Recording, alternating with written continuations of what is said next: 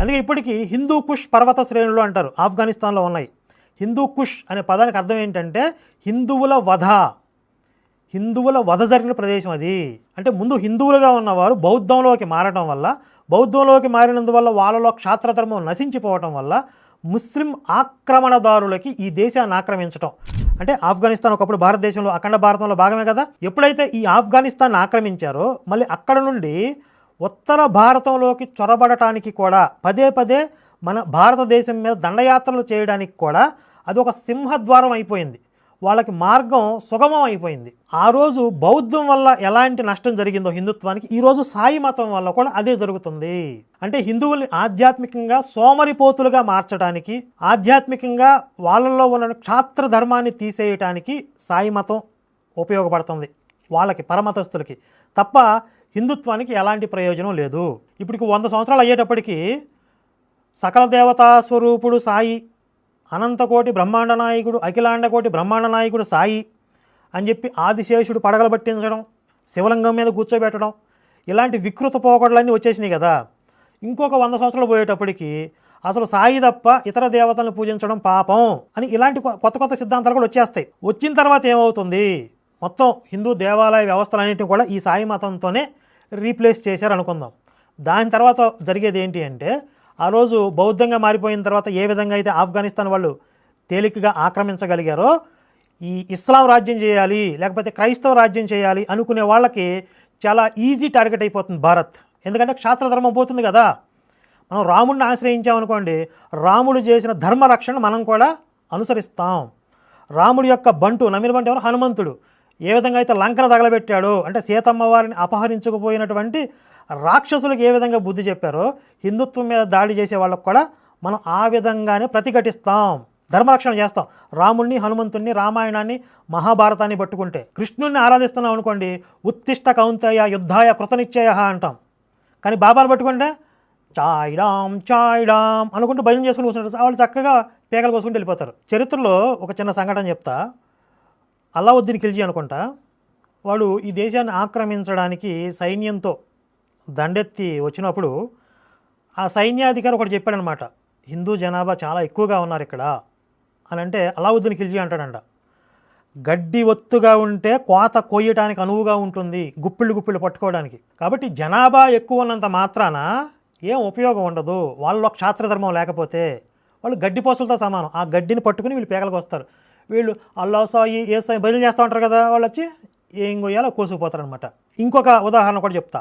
మనకి అయోధ్యలో రామ మందిరాన్ని ఎప్పుడు కూల్చారండి? 500 సంవత్సరాల క్రితం కూల్చారు.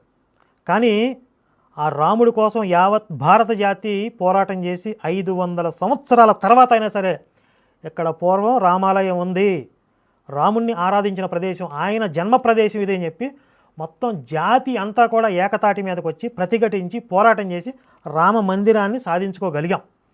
అదే మీకు మొత్తం సాయిబు మందిరాలే నిండిపోయాయి అనుకోండి, కొంతకాలం తర్వాత వీళ్ళు వస్తారు, హెవర్ రాబాయ్ మీకు మాకు సాయిబుకి ఏమిట్రా సంబంధం, ఇతను మా ముస్లిం మతానికి చెందినవాడు, ఇది మా మసీద్, ఇది మాది దర్గా అంటారు వాళ్ళు. మీరు బొచ్చు కూడా బేకలేరు.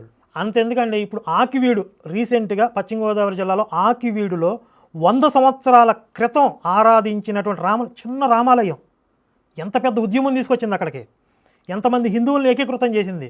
రఘురామకృష్ణరాజు గారు ముందు నడిపించారు, అనుమానం లేదు. కానీ హిందువులందరినీ అక్కడ ఏకీకృతం చేయగలిగింది రామాలయం. అదే అక్కడ సాయిబు మందిరం ఉంటే అది ఈ పాటికి ఏ మసీదో దర్గాన అయిపోయేది. అంటే ఎప్పటికైనా ఈ దేశంలో రాముడు, కృష్ణుడు వాళ్ళకు సంబంధించిన ఏ కొంచెం ఆనవాళ్ళు మిగిలినా కూడా, అతి కొద్దిగా మిగిలిపోయిన హిందుత్వాన్ని కూడా దావానలంలా వ్యాప్తి చేసేంత శక్తి ఆ రాముడికి, కృష్ణుడికి, రామాలయాలకి, కృష్ణాలయాలకి ఉంటుంది, బాబా మందిరాలకు ఉండదు. ఈ పాషాణ మతస్థులు కూడా వాళ్ళ కోపం, కక్ష అంతా కూడా రామాలయాల మీదో, శివాలయాల మీదో, కృష్ణుడి మీద ఉంటుంది, సాయిబు మందిరాల మీద ఉండదు. ముఖ్యంగా ఇస్లాం మతోన్మాదులకి. ఎందుకంటే భవిష్యత్తులో అవే వాళ్ళకి దర్గాలుగా మారతాయి, అవే వాళ్ళకి మసీదులుగా మారతాయి అనే విషయం వాళ్ళకి తెలుసు. చాలా ఈజీగా వాళ్ళు ఇస్లాం రాజ్యం చేసిన తర్వాత అవన్నీ మసీదులుగా మార్చేస్తారు. కానీ రామాలయంకి సంబంధించి ఒక్క అవశేషం మిగిలినా అది ఒక నిప్పు కణికలా ప్రజ్వలిస్తుంది భవిష్యత్తులో. కనుక హిందువుల్ని రాముడి నుండి, కృష్ణుడి నుండి దూరం చేసి ఈ సెక్యులర్, ఎందుకు పనికిరాని, క్షాత్రధర్మం లేని, ప్రతిఘటించడం చేతగాని అన్ని మతాలు ఒక్కటే అని భ్రమించేటటువంటి ఒక మూర్ఖపు సిద్ధాంతంలోకి తీసుకుపోయేటటువంటి సాయిబ్బు మతం ఇది ప్రమాదం హిందుత్వానికి. ఆ రోజు బౌద్ధాన్ని శంకరాచార్యుల వారు ఖండించి ఉండకపోతే మొత్తం భారతదేశం అంతా కూడా ఆఫ్ఘనిస్తాన్లో మారిపోయి ఉండేది. ఆ బౌద్ధాన్ని ఖండించి మళ్ళీ హిందూ జాతిని ఏకీకృతం చేసి క్షాత్ర ధర్మాన్ని పునరుద్ధరించారు కాబట్టే ఈ మాత్రం భారతదేశమైనా ఈ మాత్రం హిందుత్వమైనా మిగిలి ఉంది. ఇప్పుడు అదే ప్రయత్నం ఈ సాయిబ్బు మందిరాల రూపంలో, సాయిబ్బు మతం రూపంలో జరుగుతోంది. ఇప్పుడు కొంతమంది అంటారు సాయిబ్బును పూజించేది కూడా హిందువులే కదండి, ఎందుకులేండి వదిలేయండి అంటారు. వదిలేస్తే జరిగేది ఇది. ఒక 50 సంవత్సరాల వయసు పైబడిన వాళ్ళు మారరు. అంటే వాళ్ళకి సాయిబ్బుతో కొంతకాలం నుండి అంటే దీర్ఘకాలంగా కొంత అనుబంధం ఏర్పడటం, వాళ్ళు అలా భావించటం, వాళ్ళకి ఈ సోషల్ మీడియా రెవల్యూషన్ తెలియకపోవటం, ఈ వాస్తవాలు మనం చెప్తున్న వాస్తవాలు వాళ్ళకి రీచ్ అవ్వకపోవడం వల్ల వాళ్ళు యాక్సెప్ట్ చేయలేరు. మన టార్గెట్ వాళ్ళు కాదు, వాళ్ళని మార్చడం మన లక్ష్యం కాదు. ఆ జనరేషన్ అంతా కూడా వయసు అయిపోయి చచ్చిపోవటమే, వాళ్ళు మనం మార్చలేం. తర్వాత వచ్చే జనరేషన్ మీద ఈ సాయిబ్బు మతం ప్రభావం ఉండకూడదు. లేదంటే భవిష్యత్తులో వచ్చే ఎన్నో ప్రమాదాలను హిందూ జాతి ఎదుర్కోలేదు. ఈ సాయిబ్బు మతం బయట నుండి హిందుత్వాన్ని అటాక్ చేయదు, లోపల ఉండి నిద్రమత్తులో ఉంచేస్తుంది. చేతగాని దద్దమ్మల్లా మార్చేస్తుంది హిందువుల్ని. అది ప్రమాదం.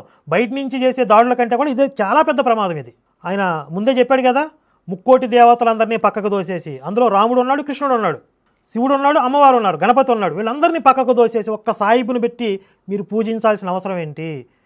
మీరు సాధించేదేంటి? శివుడు సకల శుభాలను ప్రసాదించేవాడు. శివుడు కన్నా దయాళువా? అసలు మన కర్మ కాకపోతే వాళ్ళతో ఏంటండి కంపారిజన్ ఏంటండి? ఈ సాయిబు ఆ సత్చరిత్ర చదివితే ఎంత ద్వేషం ఉందో రాముడంటే, అన్ని అవలక్షణాలు. అసలు ఒక మనిషిగా కూడా గౌరవింపదగిన వాడు కాదు.